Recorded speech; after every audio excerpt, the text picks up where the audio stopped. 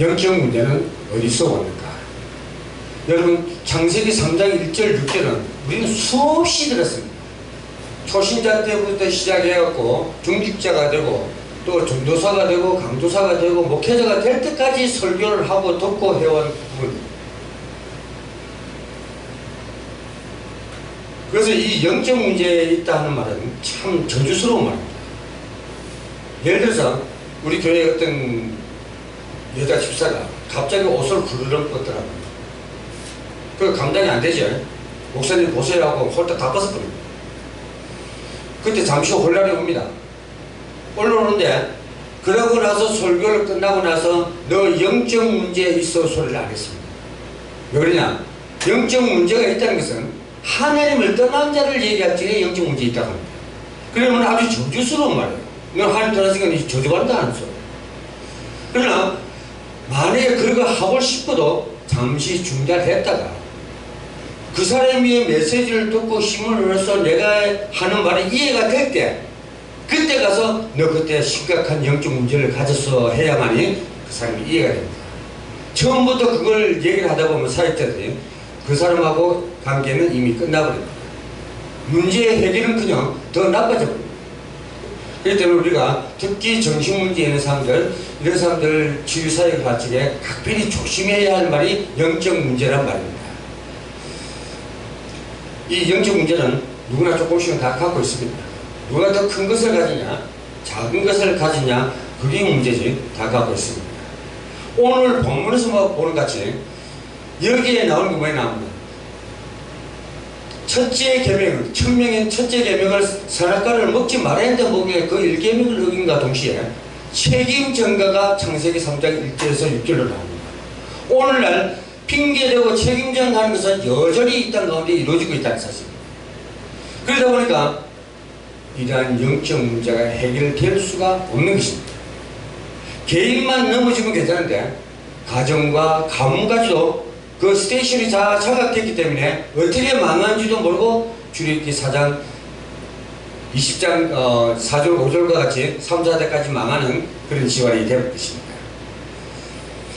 그러면 영적 문제의 시작은 어디서 일어납니까?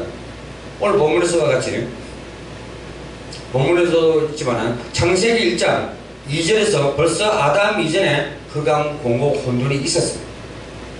그리고 창세기 3장 5절에 이 어두운 흑암 세력은 아담과 하와를 공격하여 무너뜨리고 하나님과 완전히 수색관계의 단절로 영적으로 죽은 인간이 되었습니다. 창세기 6장 4절 5절에서는 홍수의 시판이 나옵니다. 이것은 혼인문란과 성적 타락입니다. 특히 주의해야 할 것은 하나님의 자녀 사명자들은 결혼을 공개합니다.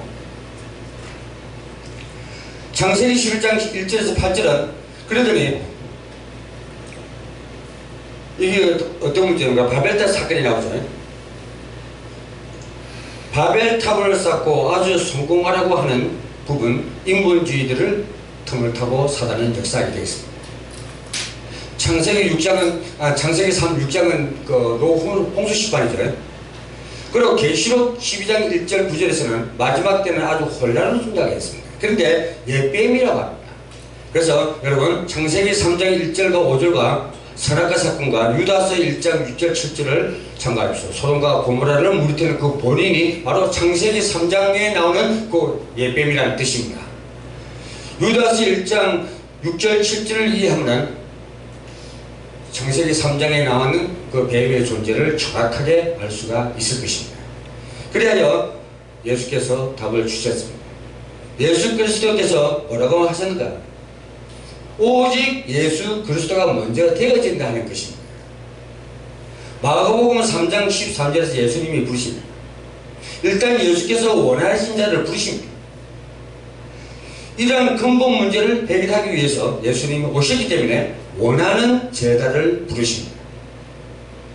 그렇다면 오늘날 제각기 질병과 세상 문제들이 있는데 거기에 대한 내 사명이 무엇인지 발견해서 내가 준비되지 않으면 예수님께서 우리를 부르지 않는다는 사실을 오늘 말씀과 동일할 것입니다.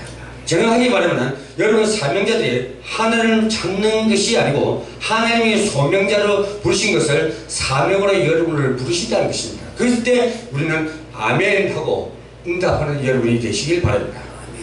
부르신 이유가 마가복음 3장 14절입니다.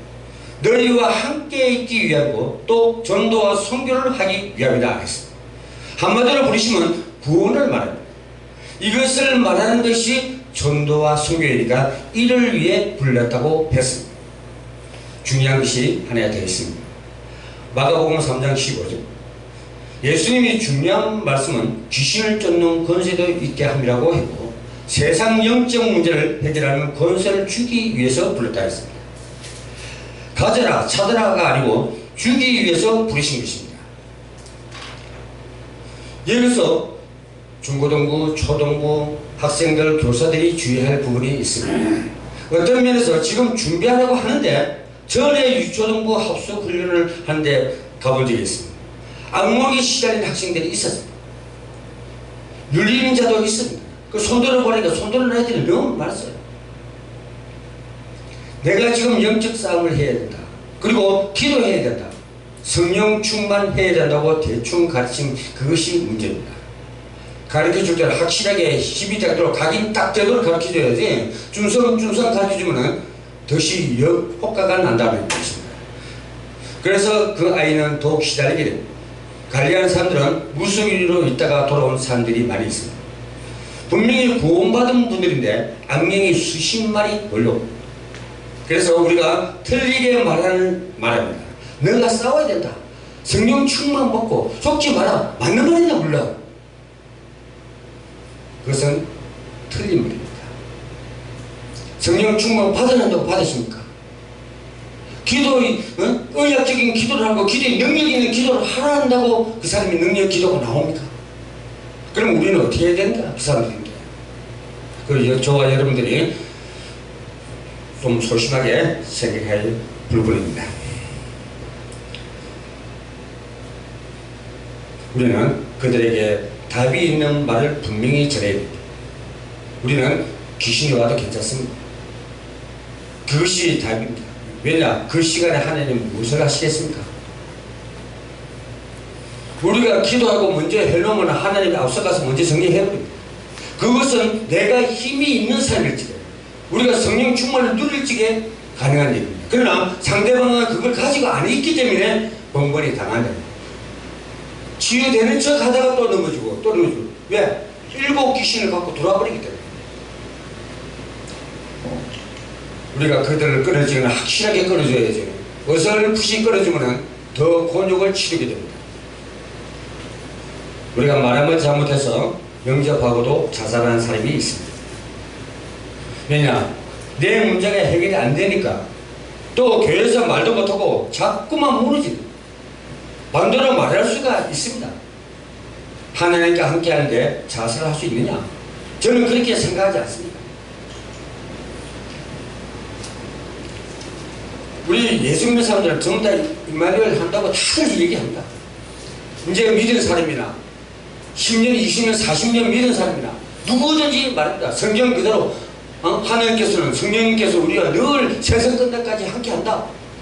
그것이 지속이 되고 나의 답이 돼야 되는데 그게 안 되다 보니까 맥이 끊어지더라. 하나님을 믿는데 왜 병이 드는가? 귀신 들리는 것도 병이다.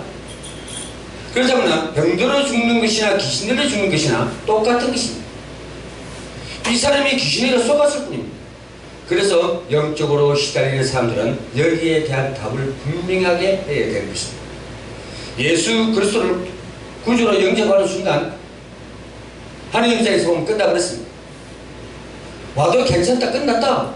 성령이 아니고는 그리스도를 주라 시인할 수가 없다고 했습니다.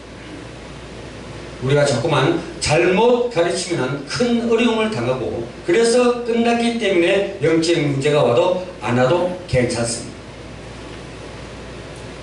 한 번은 예를 들면 한 번은 어떤 사람이 대만에 가는데 엄청 큰 호텔이 있었어요. 저 호텔 참 좋다 했더니 대만 선교사가 말하기를 전에 저 호텔에 조용기 목사님이 주무시다가 밤에 암경이 시달려서 나왔다고 선교사가 말합니다. 정말인지 몰라도 그런 말을 합니다. 여러분은 틀리게 말하고 가르칩니다. 끝난 것입니다. 악령하고 여러분하고 아무 상관이 없습니다. 이것을 확실하게 심어주지 않는 이상 실제로 질문을 했다는 것은 심각하게 한 것인지 모릅니다. 단 주님이 재림에서 오셔서 완전히 사단을 결박할 때까지는 활동을 하지만 우리하고는 아무 상관이 없습니다. 단 성도 사명자들이 오직 충만할 이유는 있습니다. 속히 말해야 하기 때문에 정신을 차리고 있어야 된다는 얘기예요. 여러분 알다시피 저인데 평생 내가 갖고 싶고 저거 내가 무슨 짓을 해서라도 저걸 갖고 싶다 하는 게 한 가지 딱 있습니다. 근데 마귀 새끼가 그걸 딱 가져와서 내 앞에 내놓으면 내가 어떻게 되겠어요? 이거는 시험도 아닙니다. 이거 완전 유혹입니다. 넘어져요. 장가 못 간 사람인데 어느 단체에서도 그러죠. 이쁜 여자를 가서 명기를 쓴다고. 그러면 쫄쫄쫄 따라가. 왜? 내 평생 있어봐야 장가 못 가니까. 내가 정말 갖고 싶은 거 선악과 사건도 마찬가지죠. 보안집도 하고 먹음집도 하고 막 그러니까 오니까 사진이 확 돌아버립니다. 엄청난 하나님의 역사가 깨어지는 사건인 것입니다.